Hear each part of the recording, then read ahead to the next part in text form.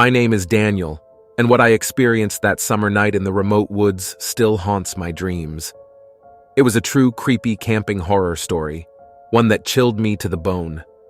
It all began when my childhood friend Mark and I decided to embark on a camping trip deep into the heart of the wilderness. We'd heard stories about the Whispering Pines forest, so called because the wind whistling through the tall, ancient pine trees created an eerie, otherworldly whispering sound. We were intrigued, curious, and eager for an adventure. Armed with our backpacks, tents, and a sense of youthful invincibility, we set off on our journey.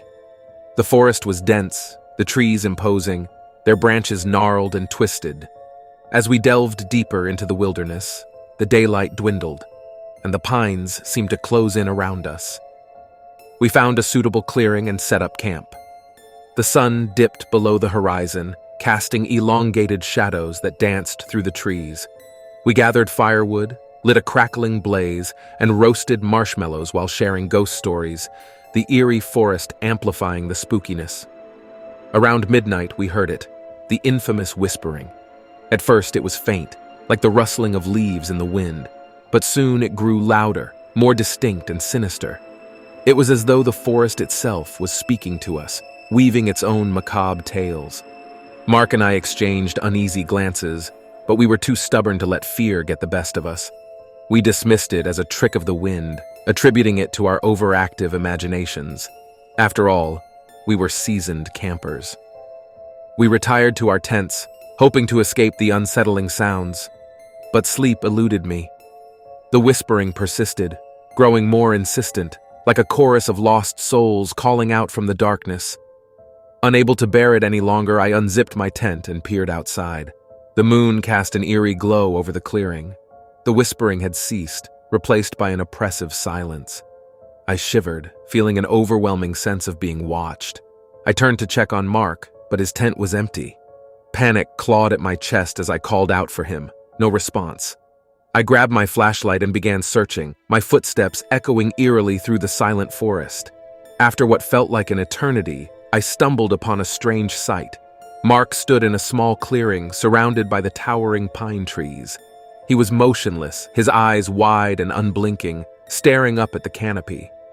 I approached him cautiously, calling his name. No response.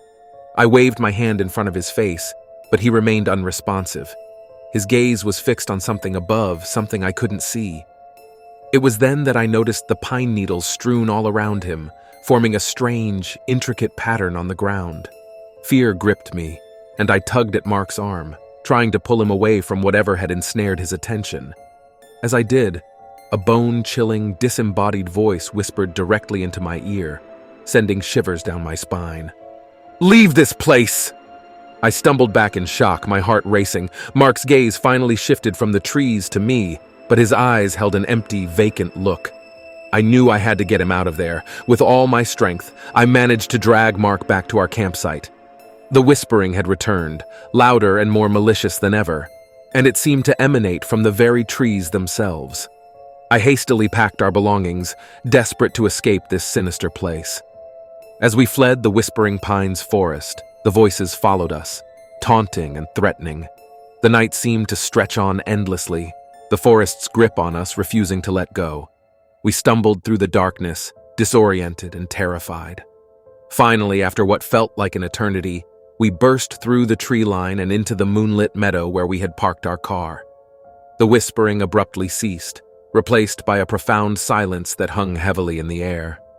Mark and I never spoke of that night again. We returned to our normal lives, haunted by the memory of the Whispering Pines forest and the chilling voices that still echoed in our minds. Years have passed since that fateful camping trip, but the horror of that night has never left me. I can still hear the whispering, still feel the oppressive weight of the forest's secrets. And I know one thing for sure.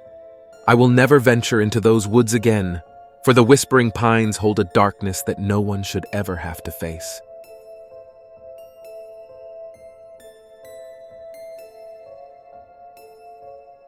It was the kind of place you'd see in a postcard, a secluded, picturesque lake nestled deep in the heart of the forest. Echo Lake, they called it. a place where tranquility met nature's beauty. At least that's what the brochure promised. Little did I know, it would soon become the backdrop for a true, creepy camping horror story that still haunts my nightmares. My friends, Mike, Sarah, and I decided to escape the city's chaos for a weekend of camping at Echo Lake. We packed our gear, filled the cooler with drinks, and set off in Mike's beat-up old pickup truck. The drive was long and winding, but the promise of solitude and a break from our daily routines kept our spirits high. We arrived late in the evening, the last rays of the setting sun painting the sky in shades of orange and pink. The lake shimmered in the fading light, and the forest around it felt alive with hidden secrets. We pitched our tents near the water's edge, our laughter echoing through the trees. As night fell, the forest turned into an eerie symphony of rustling leaves and distant animal calls. We gathered around the campfire, roasting marshmallows and sharing ghost stories, our faces bathed in the flickering light. Little did we know that soon our own story would overshadow any tale we could tell. It started with the whispering. At first I dismissed it as a trick of the wind, but as the night wore on, the voices became clearer, more distinct. It was as if someone was talking just beyond the circle of firelight. Sarah noticed it too, her eyes darting into the darkness. She said it sounded like children whispering in a language we couldn't understand. We brushed it off as our imagination playing tricks on us, blaming the eerie atmosphere of the forest. That is, until the footsteps began. Soft, delicate footsteps that approached our campsite from all sides. We shone our flashlights into the trees, expecting to see deer or raccoons, but there was nothing there. Mike, the most skeptical of us, decided to investigate.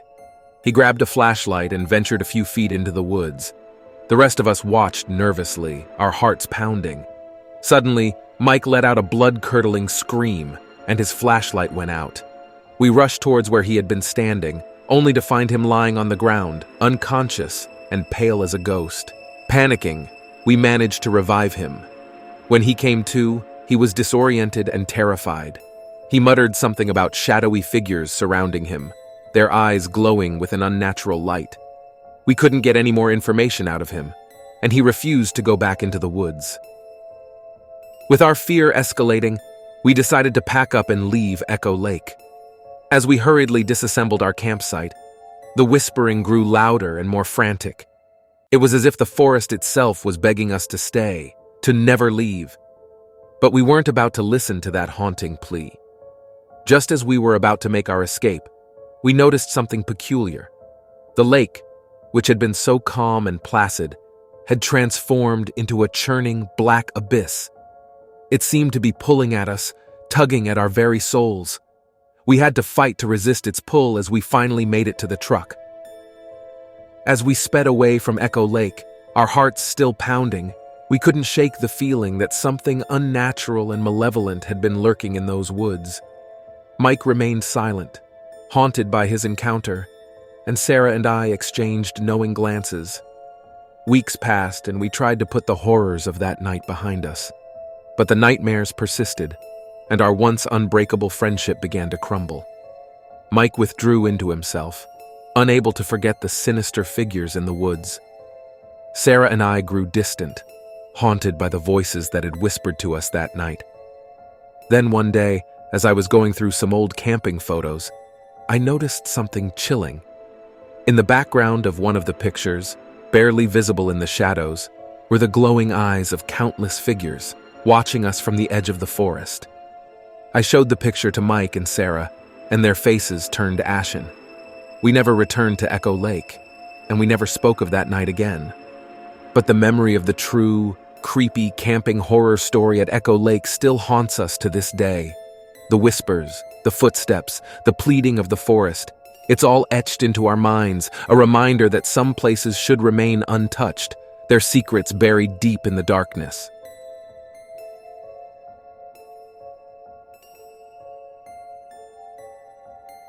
I've never been much of an outdoorsy person, but when my friend Mark invited me on a camping trip, I figured it was time to step out of my comfort zone. Little did I know, this trip would become the true camping horror story I'd never forget. We chose a remote campsite deep in the heart of the Whispering Woods, a place known for its eerie legends and mysterious happenings. The forest lived up to its reputation from the moment we arrived. Tall, ancient trees stretched into the sky, casting long shadows that seemed to reach out to us. The air was heavy with silence, broken only by the distant murmur of a nearby stream. As we set up our tents, the forest seemed to close in around us. My unease grew with each passing hour, but I didn't want to be the party pooper, so I kept my reservations to myself. That was my first mistake. Night fell, and the darkness of the Whispering Woods was unlike anything I'd ever experienced.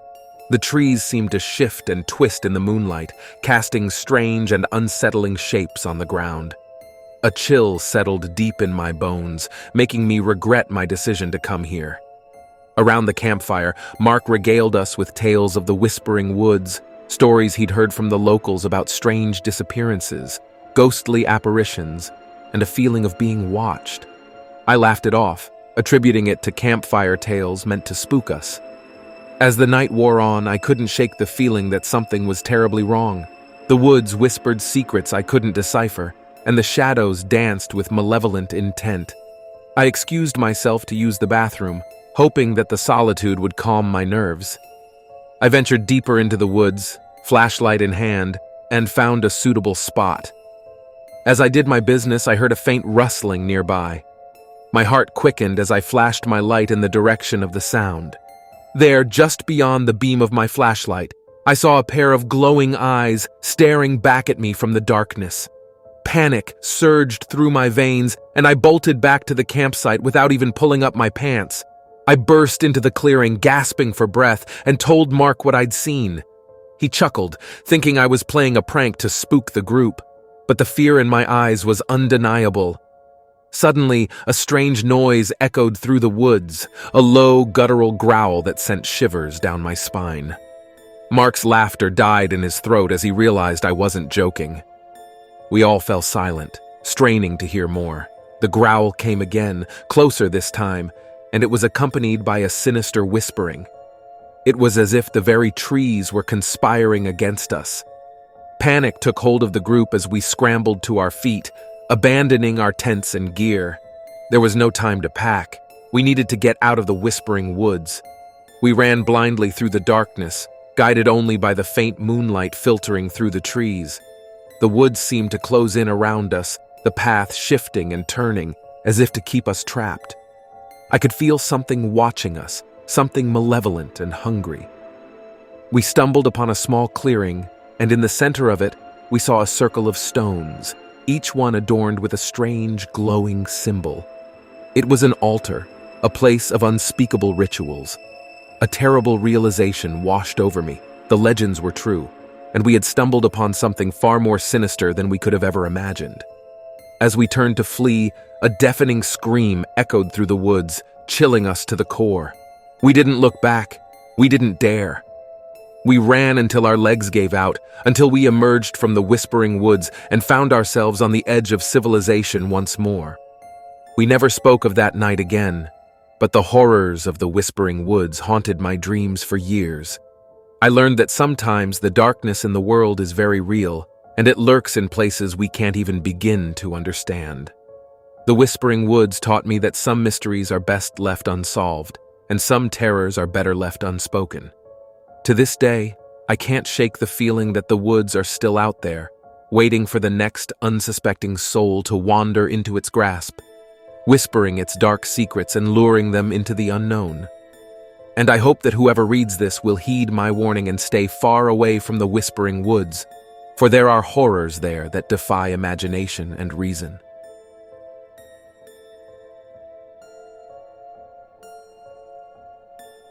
As a young boy, I was no stranger to adventure. So when my uncle offered to take me camping deep in the heart of the Appalachian Mountains, I jumped at the chance. We decided on a place called DEADMAN'S HOLLO, a remote and little-known spot far from the usual crowds. The drive there was an adventure in itself. We wound our way up narrow, twisting roads, deeper and deeper into the wilderness. The further we went, the more the landscape seemed to change, as if the forest itself was aware of our presence. When we finally reached our destination, the sun was beginning to set, casting long shadows over the dense woods. My uncle, a seasoned outdoorsman, set up camp with ease, and soon we had a crackling fire and a cozy tent. As night fell, the forest came alive with eerie sounds. Owls hooted in the distance, and the wind rustled through the leaves like a whispering ghost. I couldn't help but feel a sense of unease, as if we were intruders in a place where we didn't belong. As we sat by the fire, my uncle began to tell me about the legend of DEADMAN'S HOLLO. It was said to be a place where the spirits of those who had met tragic ends in the wilderness lingered, unable to find rest. I scoffed at the idea, thinking it was just a story to spook me. But as the night wore on, strange things began to happen. The fire, which had burned brightly, suddenly flickered and died, leaving us in total darkness. My uncle cursed and fumbled for a flashlight, but when he turned it on, the beam of light revealed something that made my blood run cold. Standing at the edge of our campsite was a figure, tall and shadowy, with glowing eyes that seemed to pierce the night. My uncle and I stared in shock, unable to move or speak. The figure didn't move, but its presence was suffocating. Then from all around us came a chorus of whispers. They were soft and mournful, like the voices of the dead. I couldn't make out the words, but the feeling of sorrow and despair was palpable.